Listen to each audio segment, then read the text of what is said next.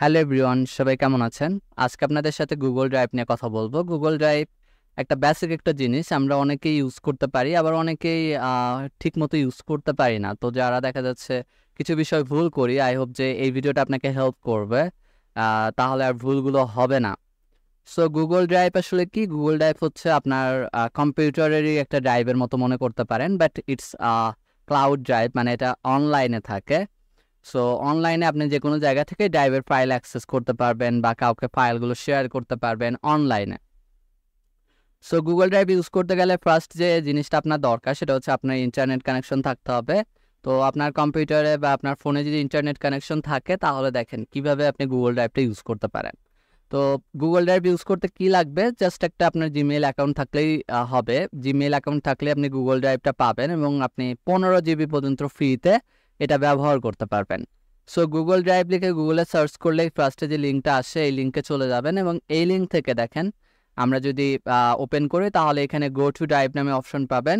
তো go to ড্রাইভে গেলেই দেখবেন যে আপনি আপনার ড্রাইভে চলে গেছেন এবং এই ড্রাইভ যখন আপনি প্রথমবার ইউজ করবেন দেখবেন এটা ব্ল্যাঙ্ক আছে, মানে এখানে কিছু নাই।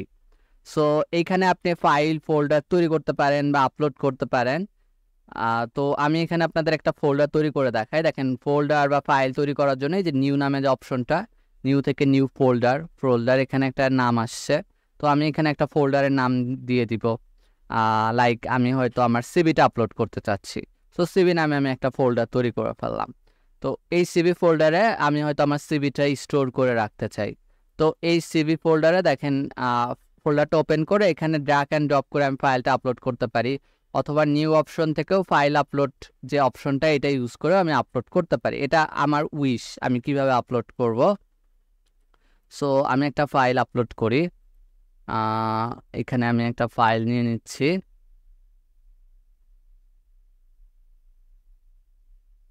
দেখেন আমার এখানে অনেকগুলো ফাইল আছে। তো আমি এখান থেকে ধরেন আমি এই ফাইলটা আপলোড করব। জাস্ট এই ফাইলটা মাউস দিয়ে ড্র্যাগ করে এখানে মাউস নিয়ে আসলেই কিন্তু বলবে যে drop files to upload them, মানে এটা কিন্তু সিলেক্ট করে নিয়ে আসতে হবে। তারপর নিয়ে এসে আপনি যদি ড্রপ করে দেন দেখবেন যে এই ফাইলটা আপলোড হচ্ছে, রিস্টার্টিং আপলোড, এবং আপলোডও হয়ে গেছে। এখন আপনি যদি এই ফাইলটা শেয়ার করতে চান, যে আমি কাউকে দিতে চাচ্ছি এই ফাইলটা, কাউকে আমি লিঙ্কটা দিয়ে দিতে চাই, তাহলে কি করব আমরা? এই ফাইলের উপর দেখেন আপনি মাউস দিয়ে রাইট ক্লিক করতে পারেন, অথবা এই যে থ্রি ডট যে আছে এটাতেও ক্লিক করতে পারেন, একই অপশন আসবে। সো যে অপশনটা আসবে দেখেন শেয়ার নামে একটা অপশন আসবে। শেয়ার থেকে আমরা যেটা করি যে শেয়ার থেকে কপি লিঙ্ক করে ফেলি, মানে এই লিঙ্কটা কপি করে জাস্ট দিয়ে দিই, এটা কিন্তু হবে না, তাই না? কারণ শেয়ারটা আপনাকে ইনেবল করতে হবে। কিভাবে? দেখেন আমরা শেয়ার অপশনে ক্লিক করব এবং ক্লিক করার পর এখানে দেখেন একটা অপশন আছে যে ইমেল দিতে পারেন, যে আপনি কাকে পাঠাবেন এই পিডিএফটা, তাহলে তাকে শেয়ার করা হবে। অথবা আপনি যদি একটা লিঙ্ক কপি করে দিতে চান তাহলে আপনাকে ফার্স্টে যেটা করতে হবে, এই যে জেনারেল অ্যাক্সেস আছে এখান থেকে রেস্ট্রিক্টেডটা any one with the link এটা দিতে হবে। দেওয়ার পরে দেখেন এটা কিন্তু চলে আসছে Annie one with the link, এবং এটা কি অ্যাক্সেস আমরা তাকে দিচ্ছি? যে ভিউয়ার অ্যাক্সেস, সে শুধু ভিউ করতে পারবে। এখানে কয়েক রকমের অ্যাক্সেস দিতে পারবেন, ভিউয়ার, কমেন্টার বা এডিটর। ভিউয়ার শুধু দেখতে পারবে, কিছু করতে পারবে না। কমেন্টার কমেন্ট করতে পারবে। এডিটর দেখা যাচ্ছে ফাইল আপলোড করা বা ডিলিট করা এই কাজগুলোও করতে পারবে। তো আমরা সাধারণত ভিউয়ার অ্যাক্সেসটাই বেশি দিয়ে থাকি। তো ভিউয়ার দিয়ে আপনি কপি লিঙ্ক করলেই আপনি একটা লিঙ্ক পেয়ে যাবেন। এখন এই লিঙ্কটা যদি আপনি কাউকে দেন, আমি নোটপ্যাডে নিয়ে দেখাচ্ছি লিঙ্কটা। দেখেন নোটপ্যাডে আমি লিঙ্কটা দিয়ে দিলাম। এই যে এই লিঙ্কটা এখন যাকে দিবেন সেই কিন্তু এই ফাইলটা কিন্তু দেখতে পারবে। আমি যদি আপনাদের জন্য একটু ইনকগনিটোতে এটা ওপেন করি, এই লিঙ্কটা দেখেন, তাহলে কিন্তু এই যে আমরা এখানে দেখতে পাচ্ছি যে এই যে আমার ফাইলটা দেখা যাচ্ছে।